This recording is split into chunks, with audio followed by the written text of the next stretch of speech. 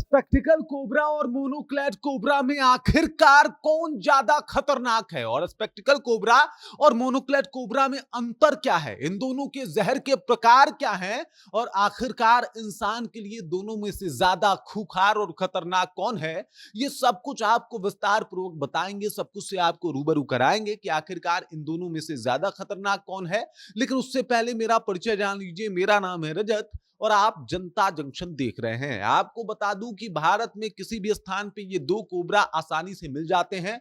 पहला है spectacled cobra, दूसरा है मोनोक्लेट कोबरा। ये है आपको दिखाई दे रहा है स्पेक्टिकल कोबरा, ये दिखाई दे रहा है आपको मोनोक्लेट कोबरा। अब दोनों में अंतर क्या है, दोनों में ज्यादा जहरीला कौन है और इंसानों के लिए ज्यादा घातक कौन है, ये आपको समझाने वाला हूं। हालांकि एक और कोबरा पाया जाता है जिसे किंग कोबरा के नाम से जाना जाता है, लेकिन इस सूची में हम दो सांपों की तुलना करेंगे और आपको अंदाजा लग जाएगा कि आखिरकार इन दोनों में से ज्यादा खतरनाक कौन है। हमारे यहां बिहार में जब कोई सांप निकलता है और उसका फन होता है तो हम लोग कह देते हैं कि भाई साहब इसका तो फन है, ये तो जो है वो फन निकाल के बैठ जा रहा है, ये गहुवन है। लेकिन गहुवन में भी दो टाइप के गहुवन होते हैं, एक जिसे हम गहुवन कहते हैं, जिसे इंडियन नाग भी कहा जाता है, जिसे कहा जाता है स्पेक्टिकल कोबरा।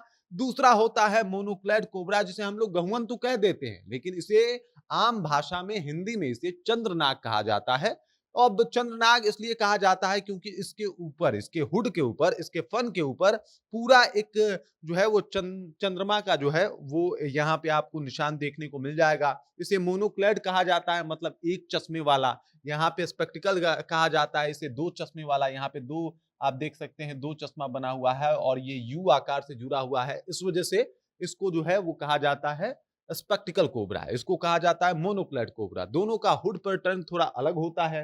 इसका हुड जो है तो होता है वो थोड़ा चौड़ा होता है, थोड़ा लंबा जाता है। इसका हुड जो होता है वो एकदम से गोल होता है और इस वजह से इन दोनों का अंतर साफ तौर पे दिखाई भी दे जाता है। अब आम तौर पे ये सांप बिहार के भी हर हिस्से में पाया जाता है और भारत में भी पाया जाता है। जो स्पेक्टिकल कोबरा है वो सिर्फ भारत में पाया जाता है, इसीलिए इसे भारतीय नाग कहा जाता है। लेकिन जो मोनोक्लेट कोबरा है वो चाइना में भी पाया जाता है, वियतनाम में भी पाया जाता है, थाईलैंड के इलाकों में भी पाया जाता है। मतलब देश के अलग अलग हिस्सों के अलावा विदेशों में भी ये सांप पाए जाते हैं और ये बहुत खतरनाक होते हैं। इनका अगर वेनम की बात किया जाए तो इसके अंदर जो वेनम पाया जाता है वो होता है न्यूरोटॉक्सिन। क्या होता है? न्यूरोटॉक्सिन। और जो मोनोक्लेट कोबरा के अंदर जहर पाया जाता है वो न्यूरो टॉक्सिन के साथ साथ साइटोटॉक्सिन, मायोटॉक्सिन और कार्डियोटॉक्सिन होता है। मतलब इसमें चार जहर मिले होते हैं।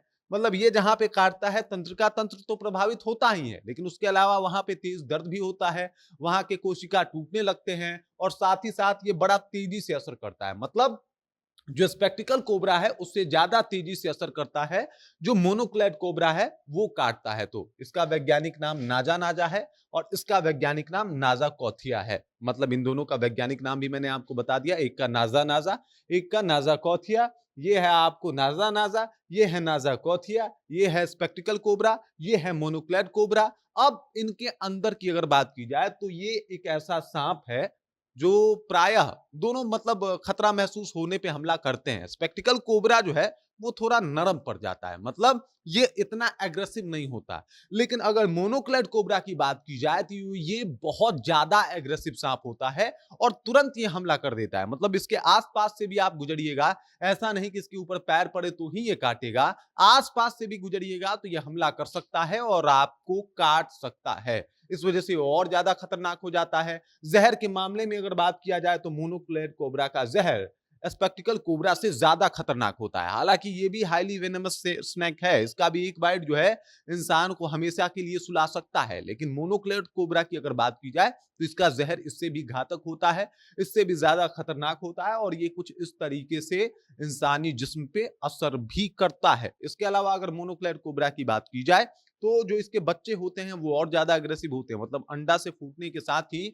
ये तुरंत आक्रामक हो जाते हैं, तुरंत काटने को भागते हैं। हालांकि टिथ उस टाइम छोटा होता है लेकिन फिर भी उसमें जहर होता है और ये काट सकते हैं, जबकि इसके बच्चे उतने अग्रेसिव नहीं होते हैं। उसके बाद अगर मोनोक्लेट कोबरा की बात की जाए तो किंग कोबरा की तरह ही मोनोक्लेट कोबरा जो है वो सांपों को खा सकता है, सांपों का शिकार करता है। हालांकि सांपों का शिकार स्पेक्टिकल भी करता है, लेकिन अगर प्रिय भोजन की बात की जाए तो इसका सांप प्रिय भोजन नहीं है, ये काम चला सकता है उस पे, लेकिन मोनोक्लेट कोबरा सांपों का भी शिकार करता है और सांपों को आसानी से खा जाता है। मतलब इसे सांपों से कोई परहेज नहीं है, इसके सांप जो है वो पसंदीदा भोजन है और इस वजह से ये उसे खा जाते हैं। स्पेक्टिकल कोबरा के साथ एक और समस्या है जो मोनोक्लेट कोबरा जो है उसमें आगे निकल जाता है। स्पेक्टिकल कोबरा हमेशा काटने के लिए कम से कम इसको बाइट करना पड़ेगा, जबकि मोनोक्लेट अगर कोबरा की बात की जाए तो ये जहर थूक भी सकता है। कई दफा ऐसा होता है कि कोई इसके आसपास से गुजरता है तो ये उसकी आंखों में जहर थूक सकता है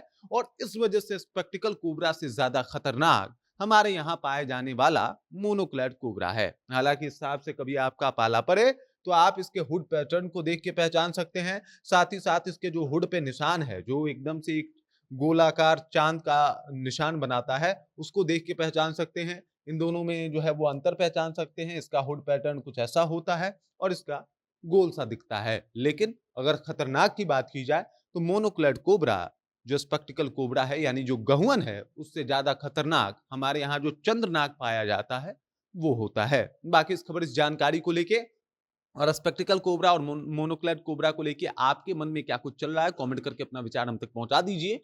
बाकी आप देख रहे हैं जनता जंक्शन और मेरा नाम रजत है।